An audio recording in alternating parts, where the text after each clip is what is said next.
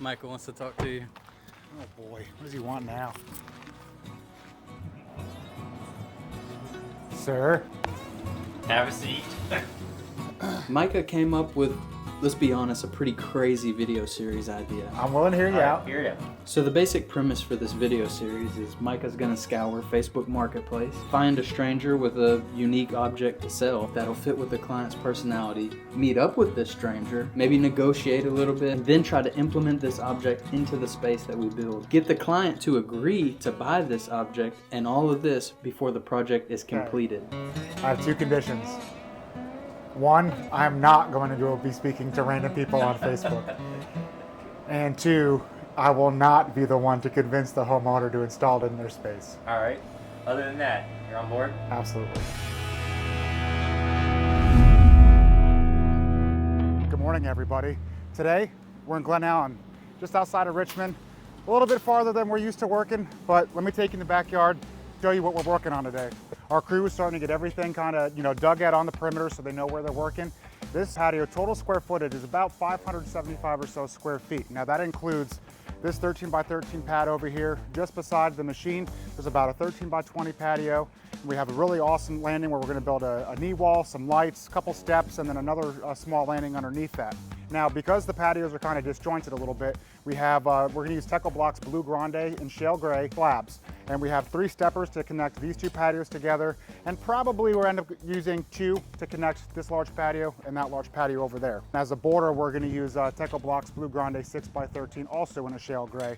And we're gonna run that as in a 6-inch pattern just along the patio to kind of break up the space a little bit. One of the cool things we're gonna start doing is called Paver Poundage. And I'm gonna give you all the totals for all of the materials that we're gonna use to produce this job and some kind of fun comparison. So, to give some kind of perspective, the total amount of paver materials, and that includes pavers, wall block, caps, fabric, concrete, because we're also putting footers in here for a future pergola, polymeric sand, snap edge, spikes. All that totals is about 33,000 pounds, which is like 5 or 6 baby blue whales. So if you can imagine 5 or 6 of those little fellas just flopping around back here. We do all of our foundations on a hybrid foundation or open grade, which is all 57 stone and then topped with number 8s as your screed layer. So our total tonnage of gravel is somewhere in like the 88,000 pound range. That's like, I don't know, 2 mobile homes. It's a lot of gravel. Now, if you add all those things together, we have 33 or so thousand pounds in paver material and 81,000 pounds or so in gravel. That's about 115,000 pounds worth of like total materials built for the job. We're looking at like 5 fighter jets. Now, I don't know if that's an F-22 or an F-14 Tomcat, something like that, but that's just what my trusty resource on the internet said. Because this is not our normal area of operations, I do kind of have a pretty big problem. I got to figure out how to get all of our gravel from Southern Virginia up here to Richmond. So I guess I got to make a phone call to Mercury Mulch. All right, so this lady here, she has like this, I don't know, tea lantern. I wouldn't call it a sculpture, but it's a little thing. So I'm gonna get this, and I have this idea of how I might wanna build it into the space, but I'm gonna go talk to her. Hey, how are you? I'm Micah. Good, hi, I'm Erin. Nice How to are meet you, you? Erin. Here's a microphone, just so at least everybody Thank you. can hear what we're talking about. Make it nice and awkward, right, Danny?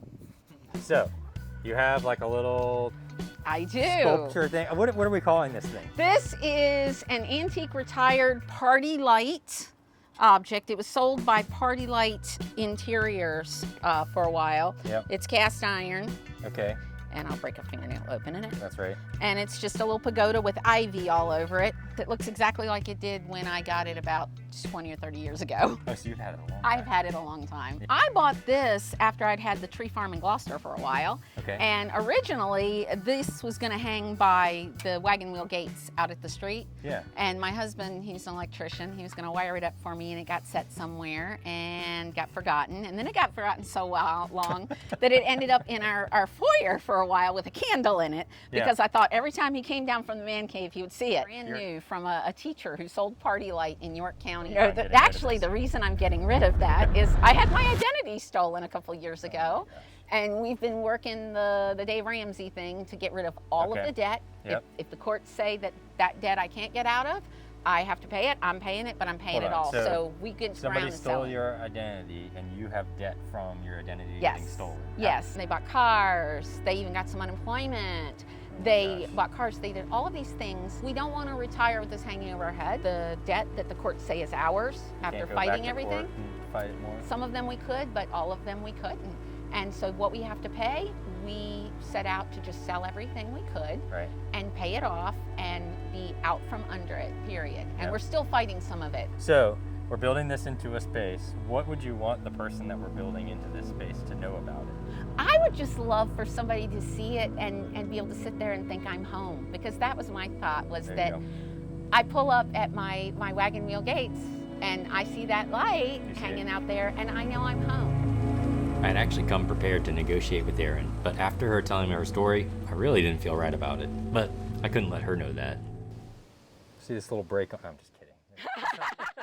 After completing the deal with Erin to buy the lantern, she took me around her property. Really cool operation she's running. One of the coolest things she does is she teaches people in urban areas how to homestead on a very small piece of land, teaches them how to grow their own food and be resilient. It was pretty fascinating. We're definitely going to make a behind the scenes video to show the rest of our conversation with Erin.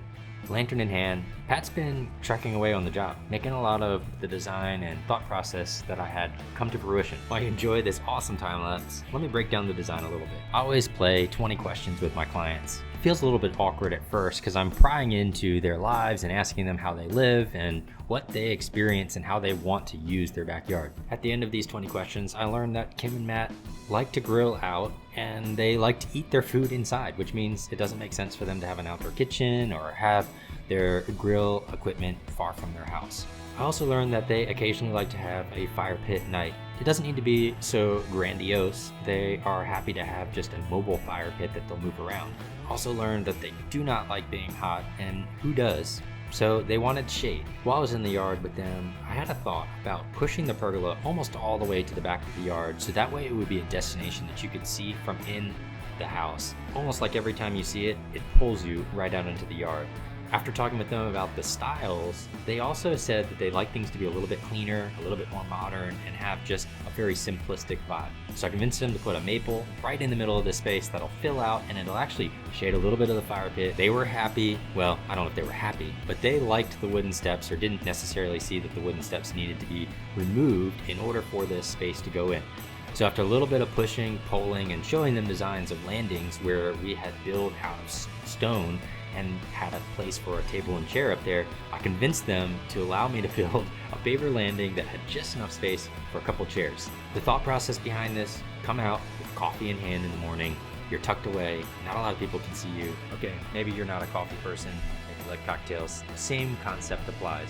Also, the seating of the stairs, the wide ones, they told me that they had kids coming every once in a while, so these stairs can just expand and act as a seating space for them. All right, enough about pavers. Let's see what Pat is doing with the landscape. As you can see, we have some patio down. I actually had a really big problem trying to get gravel up here. We're talking, I think I had like 4 full truckloads to get everything here. I did some bribing, some backdoor dealings, a little bit of a under the table handshake, right? I bribed them with some breakfast and bourbon. Our team is right now taking out all of this grass along the backside of the fence here because we're actually gonna cover all of this with mulch. We have about 8 moon rock hydrangeas going back here. So this area that I'm standing in right now, all lit up, is all gonna have this really nice gray and like dark kind of black river rock in this area, just to kind of like add some dimension to the space. We have 2 green giant arborvitaes going over off in that corner. We're gonna have 2 like 18, 24-inch boulders kind of like staggered amongst themselves right here. And then just along the outside, we're gonna have 5 Russian sage, and it's gonna kind of billow along the backside, kind of just take away some of this white space of this really nice fence. We're gonna put our moon rock hydrangeas, which they look very much so like limelight hydrangeas, so it's like a white yellowish flowered plant, but a little bit of a different shape in their actual flowering. And these are gonna wrap around the back side of this patio and kind of end up in this corner here. You guys know how, oops. All right, while Pat's fighting with that Japanese maple, or should I say getting the landscape set up, I'm gonna give our client a call and see if they're up for my idea. Well, hello there. I had a thought for the space. I went to Facebook Marketplace looking for something that I could find that would be a symbol of home and a symbol of welcoming. So I found on Facebook Marketplace a lantern. And I'll text you guys a video of it. Yeah, so the lady we bought it from, they had a tree farm, and their intention was for her husband to actually wire this up just like I was talking about, have it hang out by the road so that they knew which was their turn-in, but it was also supposed to be like a beacon for them saying, okay, this is our driveway, this is our home, when we pass it, we're going into our house. And so she had bought this maybe 30 years ago. They ended up selling the tree farm, so she's just had it sitting in storage. But then fate had a terrible twist, and somebody stole her identity, to which she's been to court, and she's been through all kinds of stuff, and there's a certain amount of the debt that she was found guilty in her absence, and she cannot get out of it. So now she's going through a Dave Ramsey process of selling different items and taking the cash, but she was like, I really want this to be part of somebody's home. That's why I was selling it, is because I had bought it because it was supposed to be part of my home. And I was like, I think we found the right home for somebody to have this, where every time they see it, it'll just be a beacon for you guys. She was not beaten up by any of this. She's just looking forward to, what the next chapter has to hold. Yeah. All right, so the big question, can I build this lantern into your space, yes or no? I mean, I think it's a yes. What do you think, honey? I think so. Awesome. Cool, man. Good job. I like the idea of it being light and sort of her getting to have her wish for the lantern, even if it's not at her own house. That's right. Kind of a fulfillment, like the lantern was designed all along to have it placed like that. I like it. I like it a lot. Me too. Okay, thanks, Micah. Have a good one. You too. Bye. All right, guys. Well, here we are at the end of the project. So my first question for you guys is, what do you guys think about the lantern? Now that you see it in person, you see it lit up, you see it at night, what is your thought on it? I love it. I especially like the story behind it. Yeah? So I think you did a great job. I really love the color, and then like just the little glow it gives off Right. at night is really nice. It's not too bright, but there's just kind of like a little twinkle that it kind of Yes. brings to the space. Exactly. Right? All right, so you've been able to see the space. Everything is starting to fill in. We actually have some shade now. Yeah. So what's the one thing you like most about this space now that you see it from paper into reality? So for me, the surprising thing I think is that I actually like the Yep. landing the most. Yeah. That was not anywhere on our radar when Right. you came out, but we have really enjoyed just like this was supposed to be the Right, we talked shining about- star, and it is. It's amazing. We can't wait to really use it.